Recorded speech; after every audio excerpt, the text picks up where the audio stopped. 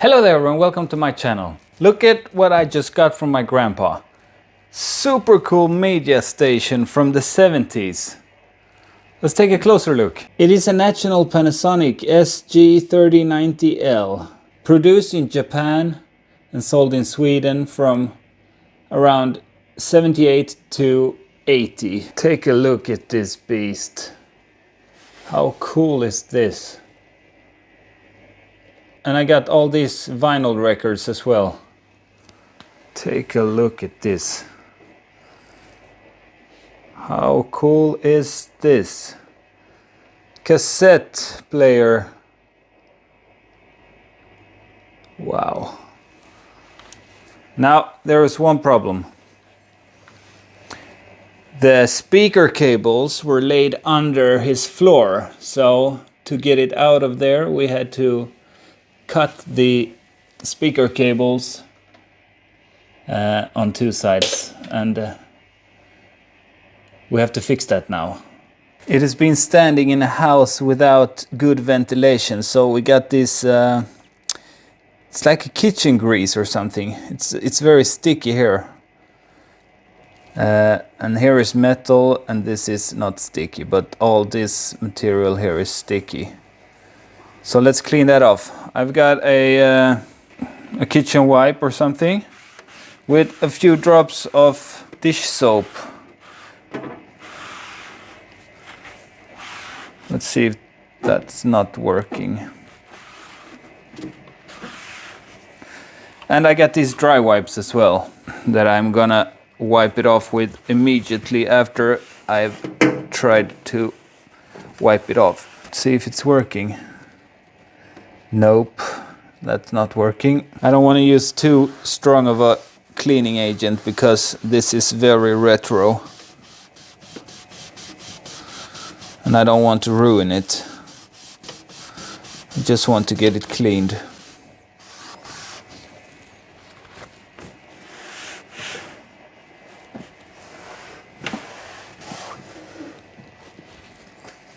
Still not working. Let's see if we can find something else. I've added some more dish soap to the mixture here. Let's see if that does the trick. Nope, it doesn't look like it's doing anything.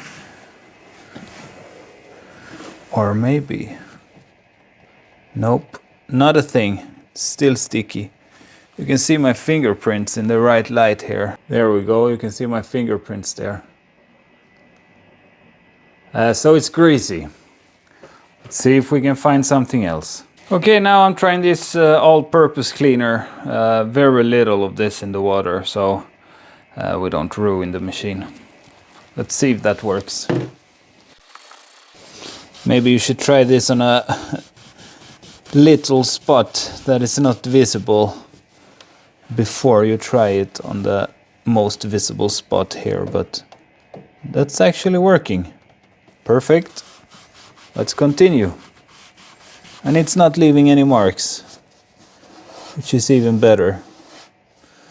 Just wipe it off as fast as possible.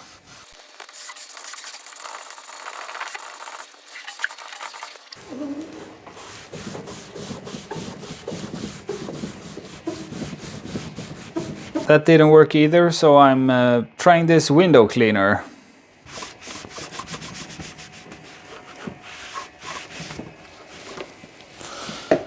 And let's see how that works.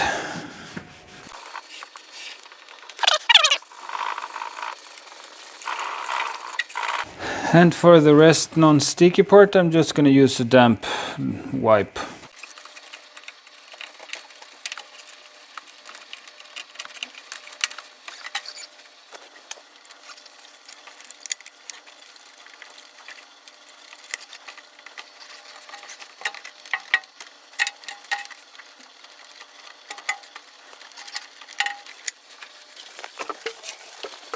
And same with the front here, just a damp cloth.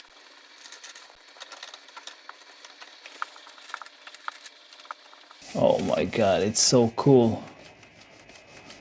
I'm gonna be honest with you and tell you that I have never worked on anything close to this. But there is a first for everything, right?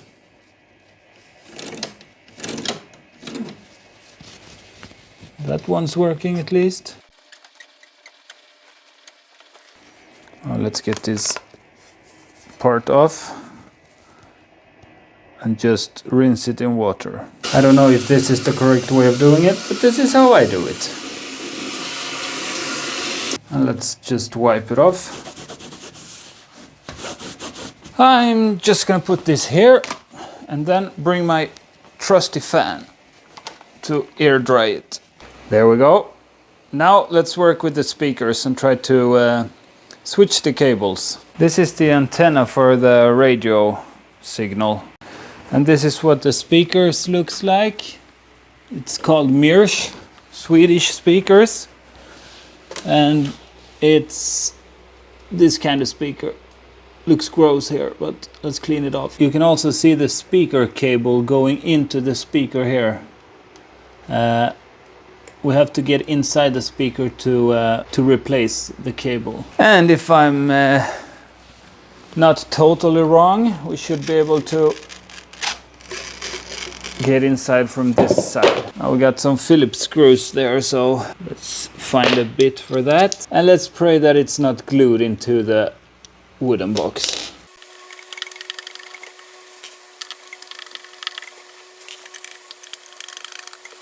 That's the last screw. Let's see if we can get this big piece out of here. Nope. It's glued. No. Oh, there we go. Maybe you can see the cable coming in over there. Right there. That's the one we're gonna replace. Let's see if we can get this out of here so we can work inside. It's a bit tricky, I don't want to ruin it.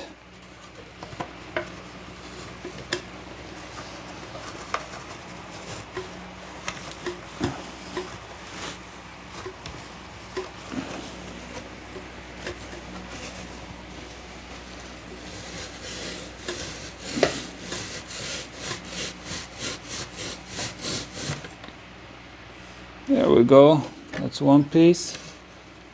And that's another piece. Now we can clearly see the speaker cable coming in from behind there and going up to that point.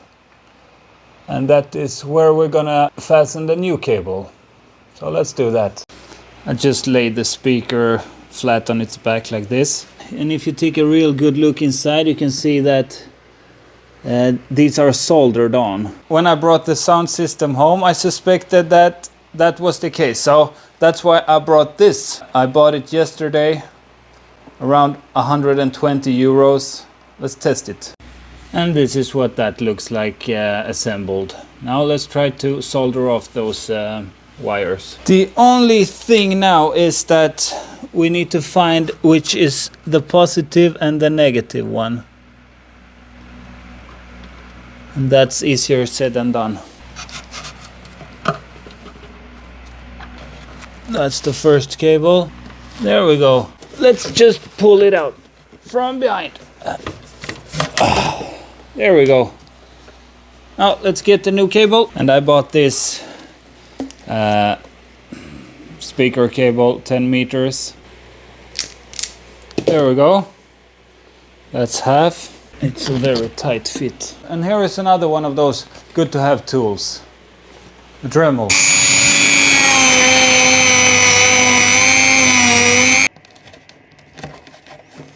There we go. Now let's measure it and tie a knot somewhere there, so we don't get any pulls on the cable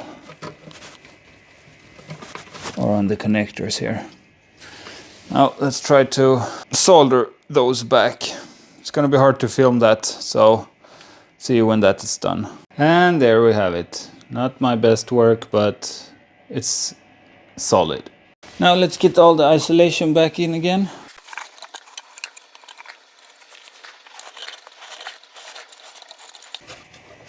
Let's screw on this bass speaker.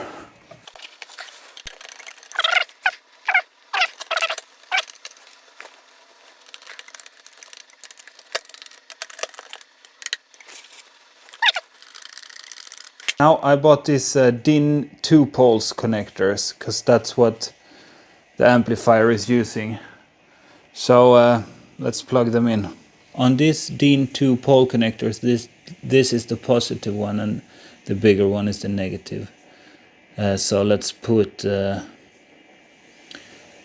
positive on red. And let's just screw it together. Now let's just do the same with the other speaker. And let's plug it in on the back side here to see if it's working. Let's try it now. Let's try with the record instead.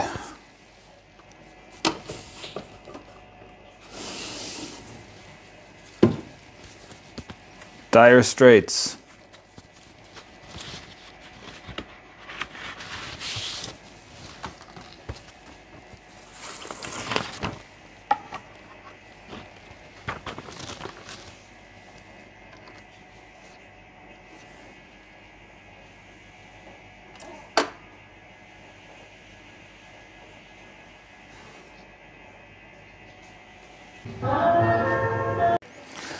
The sound is pretty weird, and when I raise or lower the volume, it's crackling. The sound is crackling. So I just sprayed some electronic cleaner into the potentiometer, I think it's called,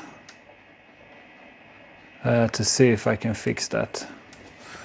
Let's do it with the same with all the other knobs here. Wow, that's so much better. No crackling and the sound is good. This media center is now working again and it sounds amazing. Unfortunately, I cannot play the songs for you because of the copyright issues. So let me know in the comments what you think of me making these kind of videos. I know I used to make a lot of tobacco videos, but I have to make videos about something more. I love repairing old stuff like this. Thank you so much for watching and I'll see you in the next one. Bye bye.